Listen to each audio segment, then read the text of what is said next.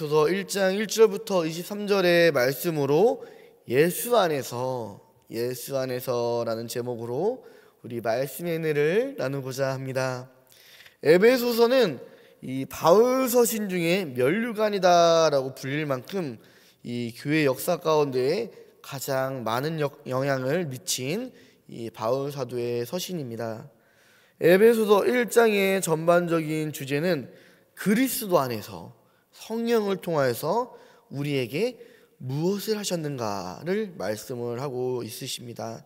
하나님께서는 예수님 안에서 우리를 축복하셨으며 우리를 선택하셨으며 우리를 예비하셨으며 우리에게 많은 은혜를 베푸셨으며 우리를 부르셨음을 우리가 이 말씀을 통하여 깨닫고 은혜 받으시기를 간절히 소망합니다. 먼저 바울은 1절 말씀에서 에베소에 있는 성도들과 그리스도 예수 안에 있는 신실한 자들에게 편지한다라고 말씀하셨습니다. 오늘 이 말씀을 듣는 우리도 예수 그리스도 안에서 신실한 자들이 되기를 간절히 소망합니다. 먼저 우리는 예수 그리스도 안에 있어야 합니다. 예수 안에 있다라는 말은 그리스도인이 예수님과 하나됨을 뜻합니다. 어제 우리 최성진 전도사님께서도 전했던 말씀이지만 성령님께서 나의 안을 채우셔서 나로 그 선한 영향력이 흘러가게 하는 것, 예수님의 성품과 인격이 나로부터 드러남으로 우리가 하나님 앞에서 예수님과 같이 참 자녀가 되는 것, 그래서 예수님과 동등한 신분을 지니게 되는 것이 바로 우리들이 예수 안에 있는 것입니다. 얼마나 놀랍습니까? 우리가 갈라디아서를 통해서 새벽에 지금까지 나누었던 말씀이지만 하나님께서는 우리를 아빠 아버지라고도 부르게 하시고 이 천국의 권세 하늘나라의 유업을 얻게 하심을 우리가 또 믿으시기를 간절히 바랍니다. 그러므로 우리는 신실해야 합니다. 신실함이란 예수 그리스도에 대한 참된 믿음이 있는 자들입니다. 세상의 다른 교훈들과 어떤 거짓 복음에 흔들리지 않고 오직 예수 그리스도의 그 이름과 이 십자가의 보혈의 은혜로만 살아가는 사람이 바로 신실한 사람입니다. 예수님의 이름과 보혈의 공로를 의지하여 이 성령의 도우심을 받아 삶에서 앞서 말했던 이 그리스도 안에서의 삶, 예수님을 닮고자 노력하는 그런 사람이 바로 신실한 사람입니다. 이러한 사람들에게 오늘 말씀 2절의 말씀처럼 하나님과 우리 구주 예수 그리스도의 은혜와 평강이 있을 줄을 믿습니다.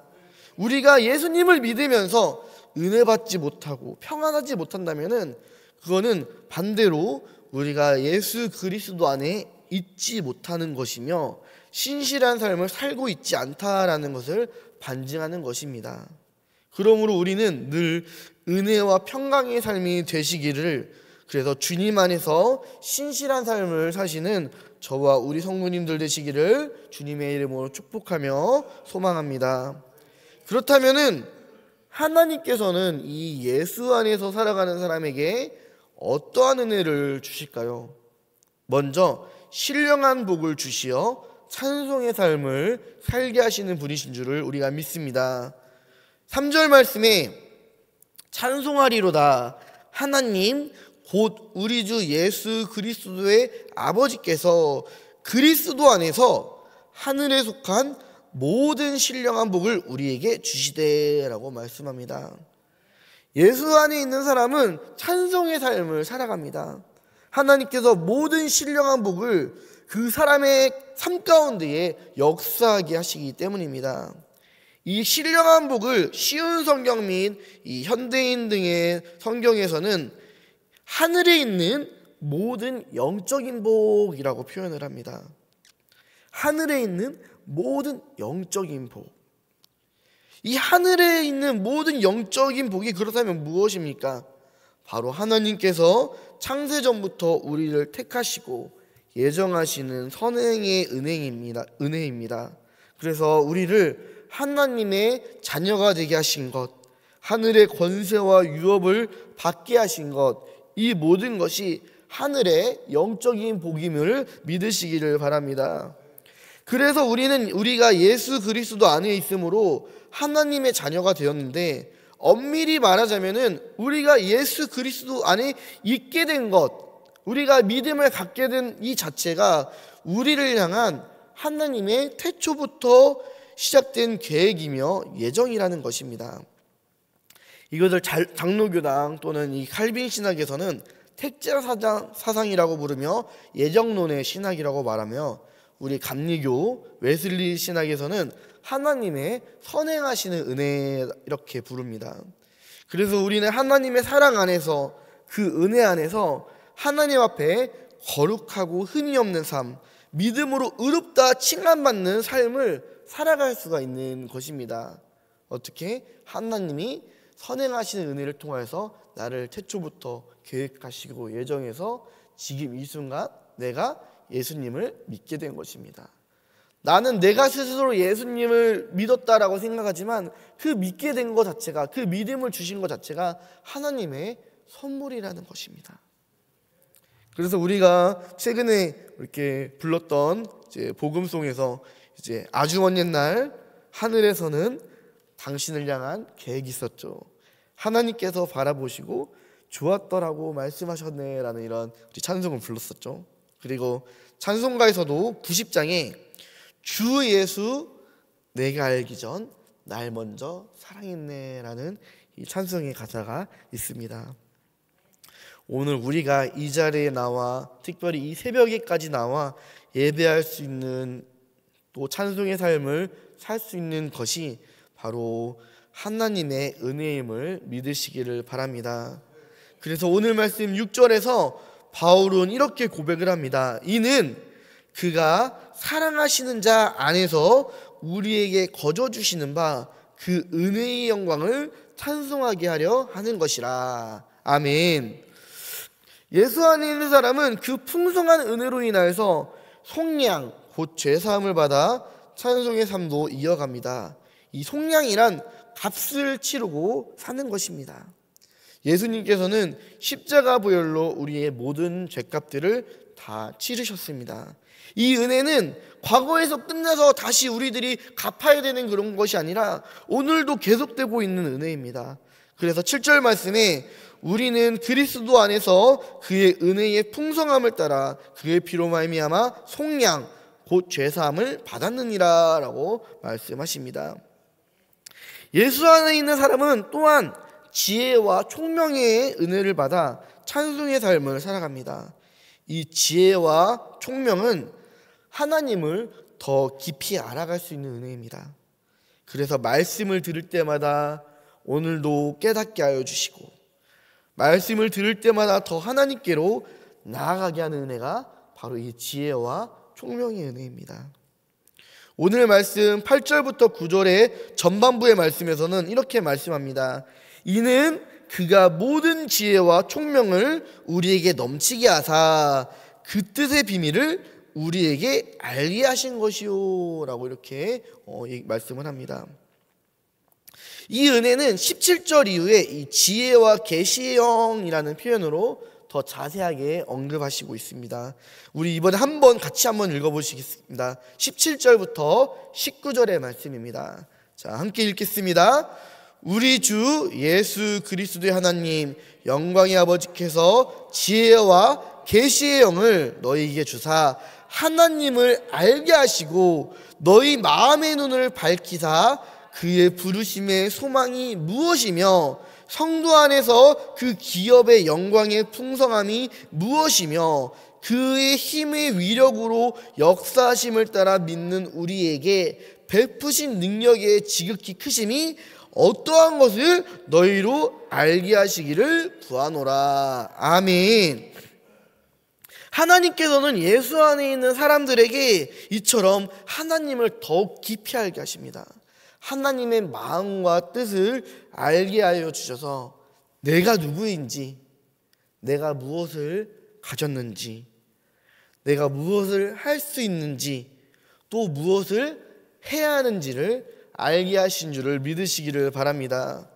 그래서 오늘날 우리 자녀들이 예수 그리스도 안에 있어야 될 이유가 바로 여기에 있습니다. 오늘날 많은 청소년들 또 청년들이 내 삶의 존재를 못 찾아서 이 땅에서 내가 무엇을 해야 될지 어떻게 살아가야 될지를 몰라 하루하루 정말 의미 없이 그냥 살기 때문에 살아가는 그런 인생들이 너무도 많습니다.